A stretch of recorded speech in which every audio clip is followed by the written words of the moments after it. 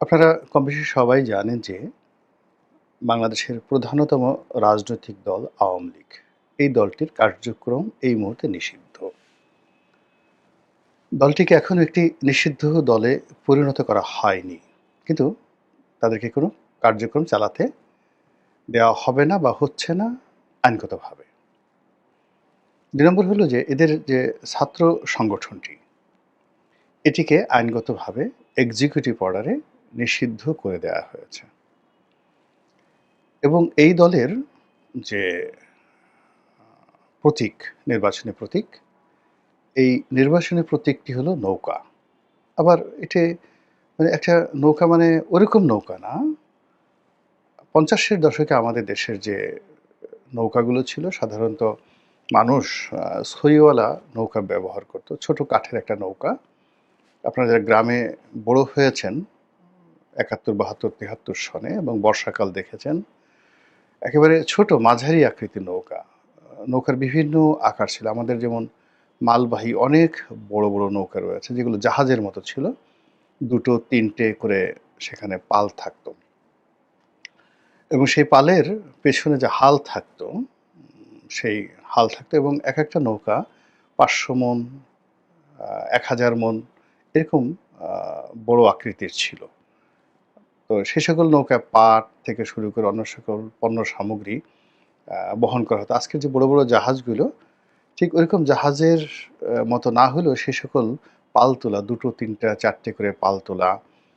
তো এরকম নৌকা যারা জোয়ারের সঙ্গে বাতাসের সঙ্গে সামঞ্জস্য রেখে বাংলার এক অঞ্চল থেকে অন্য অঞ্চলে যেত। এবং এই সকল নৌকা জাহাজের মতো নৌকা সেখানে গুণ টানার জন্য যখন প্রতিকূল পরিস্থিতি যেত, তো এরকম মাল্লা থাকতো ১০ জন ১২ জন। তারা বিশাল মস্তুলের সঙ্গে সেই রশি টানিয়ে নৌকা টেনে নিয়ে যেত। আবার কখনো, কখনো দাঁড় দিয়ে টানা হতো। তো এরকম বড়, বড় নৌকা আমি দেখেছি যেখানে নৌকার পেছনে, নৌকার মাঝামাঝি জায়গাতে এবং নৌকার সামনে। তো একদিকে ৩, ৪ এ ১২ টি ১ ডজন দাঁড় থাকতো। অন্যদিকে ১২ টি। অর্থাৎ পেছনে ধরুন ৪ টি, যেখানে হাল আছে তার পিছনে ৪ জন। তো ৪ জন ২ পাশে বসে ৪, ৪ ৮ টি বৈঠা, দাঁড় যেটাকে। তারপরে আবার মাঝামাঝি জায়গাতে একটি স্পেস থাকতো সেখানে এরকম ৪ জন, ৪ জন ৮ জন। আবার একেবারে সম্মুখ ভাগে সেখানে ৪ জন। এরকম মানে ১২, ১২, ২৪ দাঁড়ের যে নৌকা, সেই নৌকা দেখেছি। আবার বিশাল মস্তুলওয়ালা সেই ২৪ দাঁড়ের নৌকাকে আবার টানার জন্য বিশাল মস্তুল, যেখানে গুণ টেনে অর্থাৎ দড়ি বেঁধে এরকম ১ ডজন বা ১০ জন লোক টানছে নৌকা। আর সে হাল, সে কি হাল! মানে পিছনের যে বৈঠা হাল, সেটা না দেখলে আপনি বুঝতে পারবেন না। সেই হাল ধরে বসে থাকে যিনি বসে আছেন পুরো নৌকাটাকে ১,০০০ মণের একটা নৌকাকে রাখার জন্য সে আছে এবং এরকম ছবিগুলো আপনি ৬০ এর দশকের ছবিগুলো আপনি দেখতে পাবেন। আমাদের এই বাংলাদেশে যে রয়েছে। এটা এক ধরনের নৌকা। মাঝারি নৌকা ছিল। তারপরে শেষে মাছ ধরার জন্য খুব লম্বা। আ কিন্তু চিকন বিশাল লম্বা নৌকা ছিল। তারপরে ডিঙ্গি নৌকা ছিল, লম্বা আ ডিঙ্গি নৌকা। এরপরে বাইস দেওয়ার মতো নৌকা ছিল। অর্থাৎ নৌকার মধ্যে অন্ততপক্ষে শ'খানেক নৌকা, যাকে বলা হয় আমাদের এই বাংলাদেশে খুব জনপ্রিয় ছিল। এর মধ্যে সবচেয়ে বেশি গৃহপালিত নৌকা যেটা ছিল সেটা হলো এই যে ছইওয়ালা এই যে নৌকার ছবিটি আছে আ আওয়ামী লীগের নির্বাচনী প্রতীকে, ঠিক এই নৌকাটাই ছিল সবচেয়ে জনপ্রিয় এবং এগুলো দিয়ে ছোট, ছোট যাত্রী মানে ছোট, ছোট দূরত্বে যাত্রী বহন করা হতো। এখানে বড় জোর একটা দাঁড় থাকতো। এর বেশিরভাগ ক্ষেত্রে যখন দূরবর্তী এলাকাতে যেত আর একটা বৈঠা থাকতো আর পাল তোলা হতো মাঝে মধ্যে। একটা মাঝারি আকৃতির ছই ছিল।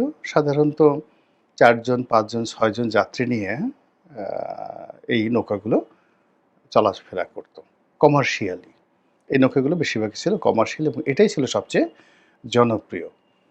তো এই নৌকাকে যখন প্রতীক করা হলো আওয়ামী লীগের, তখন টেকনাফ থেকে তেঁতুলিয়া বাংলাদেশের তখন তো বর্ষাকালে পুরো বাংলাদেশই ডুবে থাকতো এবং নৌকার চেয়ে জনপ্রিয় বাহন আর ছিল না। আর এটা প্রয়োজন, জনপ্রিয়, আরামদায়ক এবং কস্ট ইফেক্টিভ সব দিক থেকে।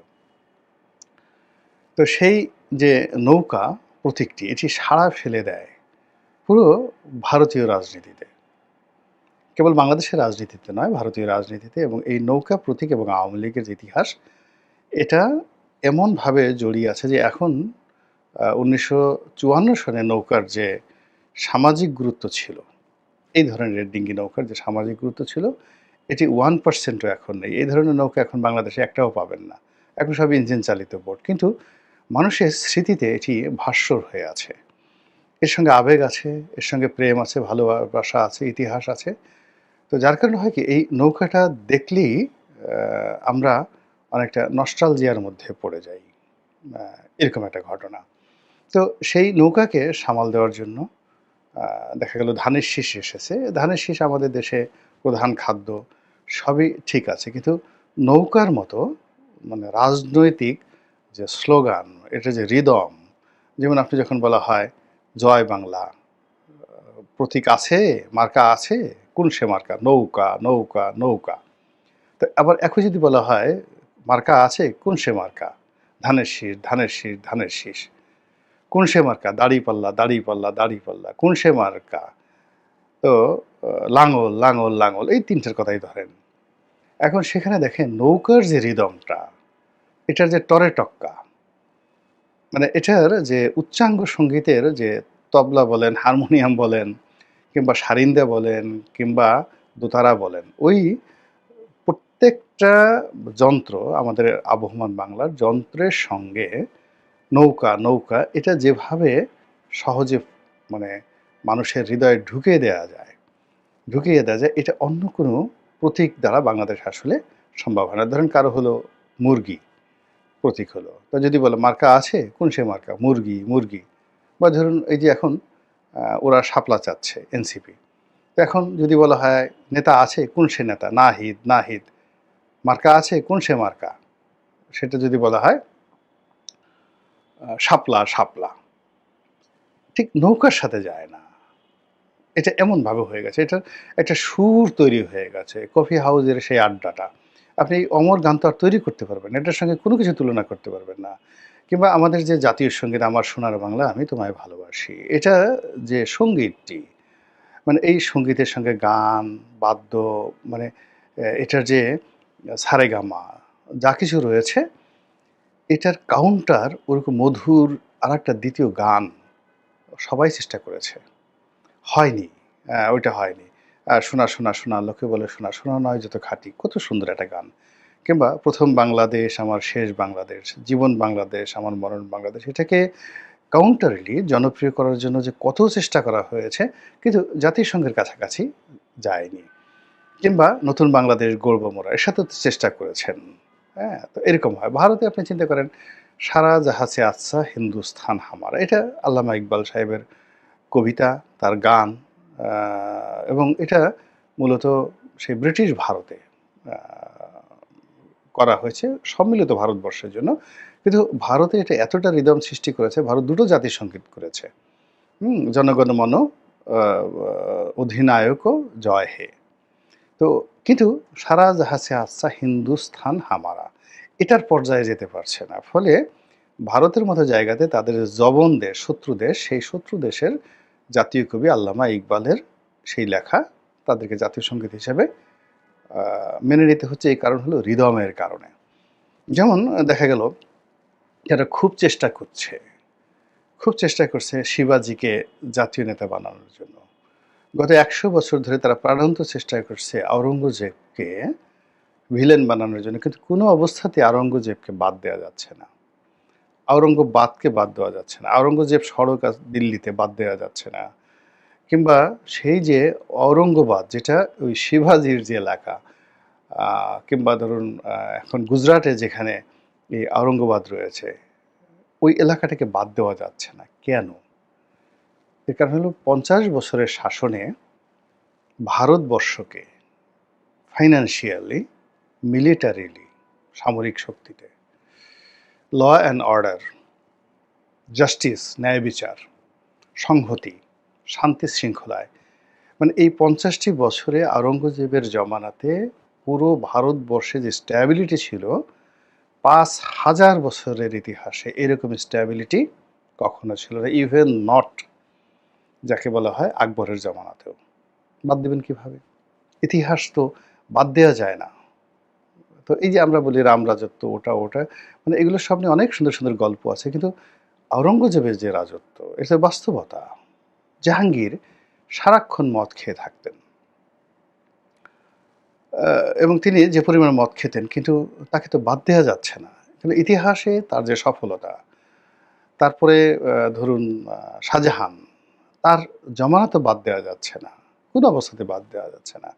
মহীশূরে হায়দর আলী বা টিপু সুলতান, তো হায়দর আলী, টিপু সুলতান এর সমপর্যায়ের কোনো হিন্দু যে নায়ক, মহানায়ক দাঁড় করানো যাচ্ছে না। ওখানে হায়দর আলী আসছে। কিংবা ধরুন নিজাম, হায়দরাবাদের নিজাম, তো তাকে তো বাদ দেওয়া যাচ্ছে না। সাদ সুলতানাকে বাদ দেওয়া যাচ্ছে না। তো এরকম ইতিহাস এমন একটা ব্যাপার যে ওর জায়গাটা এমন হয়ে যায়, সেই জায়গাতে আপনি কোনো অবস্থাতেই বিকল্প কাউকে বসাতে পারবেন না। যেভাবে ভারতবর্ষের ইতিহাসে আপনি চন্দ্রগুপ্ত মৌর্যকে বাদ দিতে পারছেন না, অশোককে আপনি বাদ দিতে পারছেন না, অসংখ্য মানুষ, কুষাণ রাজ কনিষ্ককে বাদ দিতে পারছেন না। তো ধরুন বাংলাদেশে আওয়ামী লীগের যে ইতিহাস, জয় বাংলার যে ইতিহাস, নৌকার যে ইতিহাস, সেই ইতিহাসকে বাদ দেওয়া যাচ্ছে না। মানে এটা নিয়ে যত কথা বলা হচ্ছে, একটা হীরকখণ্ড যেভাবে যত অ্যাঙ্গেলে আপনি কাটবেন, ওটার উজ্জ্বলতা বৃদ্ধি পাবে। একইভাবে জয় বাংলা বলেন, নৌকা বলেন, আওয়ামী লীগ বলেন, এটাকে নিয়ে যত আঘাত করা হচ্ছে, বারবার শুধু এটা দ্যুতি ছড়িয়ে পড়ছে। গোপালগঞ্জে গিয়ে আঘাত দেন, দ্যুতি ছড়িয়ে পড়ছে।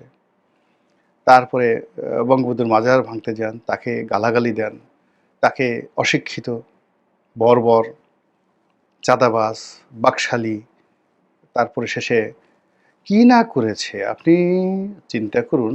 ১৯৭৩ সন থেকে ১৯৭৫ সন পর্যন্ত, অর্থাৎ আগস্ট মাস পর্যন্ত ঢাকা বিশ্ববিদ্যালয়ের যে মেধা, মানে ছাত্র এবং শিক্ষক, আপনি এখনকার ছাত্র শিক্ষকের যে মেধা, সে মেধার মানে ওই জমানাতে যে মৌলিকত্ব ছিল তাদের মেধা এবং যোগ্যতার, তার পাশে বসার দুঃসাহস আমি নিজে করি না।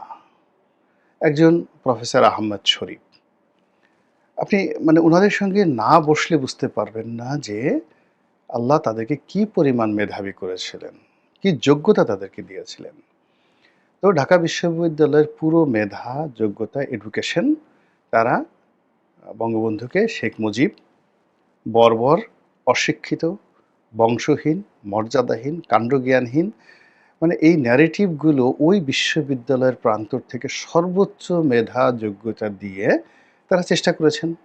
বঙ্গবন্ধু খুবই অপমানিত ছিলেন এবং তিনি কখনো মানে এই যে তার যে শাসনামলে কিন্তু ঢাকা বিশ্ববিদ্যালয়ে ঢুকতে পারেননি, এবং তিনি সর্বশেষ ৭৫-এর ১৫ই আগস্টে মানে দিনের বেলায় তার সেখানে প্রোগ্রাম ছিল। এই প্রথম মানে সেই রাতে তিনি খুব আনন্দিত ছিলেন যে আগামীকাল ঢাকা বিশ্ববিদ্যালয় তাকে বরণ করে নিচ্ছে। তো সেই ঢাকা বিশ্ববিদ্যালয়ের সেই মেধাবী লোকগুলো বঙ্গবন্ধুকে কালার্ট করতে পারেননি। তারা সেই বঙ্গবন্ধুর কর্মকাণ্ডকে বর্বর বানাতে পারেননি। তাদের সেই লেখনী, তাদের সেই ধাঁচ, তাদের সেই মেধা, সেই তুলনায় আমরা এ যুগে যারা কথাবার্তা বলছি, আমি তাদের একটা পশম হওয়ার উপযুক্ত নেই, মানে আমার ভিতরে নেই। আর বাইরে অনেক লোক বঙ্গবন্ধুকে গালাগালি করে, অনেক লোক বঙ্গবন্ধুকে গালাগালি করে, দূর থেকে ধরেন গালাগালি করতে পারে। আপনি তাদের যেকোনো লোককে, আমার মতো একটা ক্ষুদ্র মানুষ, তার সামনে ১০ মিনিট কলম নিয়ে বসতে বলেন, বক্তব্য নিয়ে বসতে বলেন, মানে কথা বলার মতো যে তথ্য, উপাত্ত, ডাটা, মানে গালাগালি করতে পারবেন, কিন্তু আমার সঙ্গে কথা বলতে পারবেন না। আমার এতটুক যে যোগ্যতা আল্লাহ রাব্বুল আলামিন দিয়েছেন। তো আমার মতো লোকের সামনে যারা কথা বলতে পারেন না, তারা বঙ্গবন্ধুর বিরুদ্ধে, আওয়ামী লীগের বিরুদ্ধে, নৌকার বিরুদ্ধে যে ন্যারেটিভ তৈরি করছে, সেটার ভবিষ্যৎ কি হতে পারে এটা বোঝানোর জন্য আমি শুধু বলছি যে আমি যাদের পশম হওয়ার, পায়ের নখ হওয়ার উপযুক্ত না, এরকম শত, শত মানুষ সারা বাংলায় পুরো জমানাটা চেষ্টা করেছে। আপনি একজন সিরাজুল আলম খান, একজন মাসুম আব্দুর রব, শাহজাহান সিরাজ, সিরাজ শিকদার, হাসানুল হক ইনু, মানে উনাদের যে আ ভারিক্কি, তাদের যে প্রজ্ঞা, তাদের যে মেধা, তাদের সঙ্গে এ যুগের যারা বিপ্লবী, আপনি যদি চিন্তা করেন, আমি তো মানে যে এদেরকে হিমালয় আর যদি এর পাশে যদি চিন্তা করেন যে এদেরকে ধইঞ্চা গাছও আমার কাছে মনে হয় না, ওই সময়ের প্রেক্ষাপটে। মানে কি তাদের যে যোগ্যতা, কল্পনাই করা যায় না, কল্পনাই করা যায় না, ভাবাই যায় না। আপনি সেই হারুনের ভাতের হোটেলের কথা চিন্তা করেন। হারুনের ভাতের হোটেলের কথা চিন্তা করেন, ওই দৃশ্য চিন্তা করেন। আর ইয়াহিয়া খান, টেক্কা খানের মানে পৃথিবীর 7th লার্জেস্ট আর্মি ইফেক্টিভ। সেই আর্মির মার্শাল ল চলতেছে। সেখানে জাতীয় পতাকা উত্তোলন করে ঢাকা বিশ্ববিদ্যালয়ের স্বাধীনতা ঘোষণা করে দিয়েছে এই আসম আব্দুর রবরা।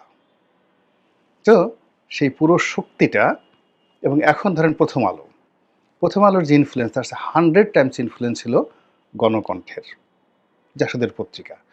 গণকণ্ঠ পত্রিকা, তারপরে শেষে সেখানকার কবি আল মাহমুদের মতো কবি, আহমেদ শরীফের মতো বিখ্যাত দার্শনিক, আসম আব্দুর রবের মতো নেতা, সিরাজুল আলম খানের মতো নেতা, সবাই মিলে চেষ্টা করেও যে জিনিসটা, যে ন্যারেটিভটা দাঁড়া করানো যায়নি, সেটা এখন এই জমানাতে চেষ্টা করা হচ্ছে।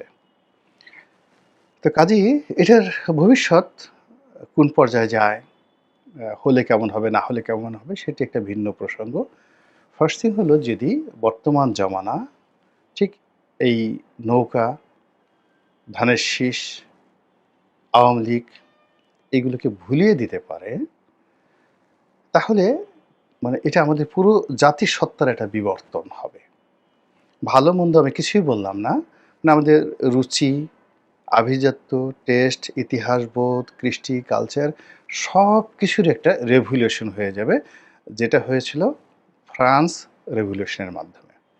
এবং সেই রেভলিউশনের পেছনে যে মতাদর্শ দিক, যেভাবে রুশো, ভলতেয়ার তারা চেষ্টা করেছিলেন, চেষ্টা করে পুরো জাতির মস্তিষ্ককে একটা বিপ্লবের জন্য পরিবর্তন করেছেন। ফলে কি হলো, যে লুইয়ের যে শাসন আমল, মানে হাজার বছরের যে শাসন আমল, পুরো ইতিহাসটাকে কিন্তু ধামাচাপা দেওয়া গিয়েছিল।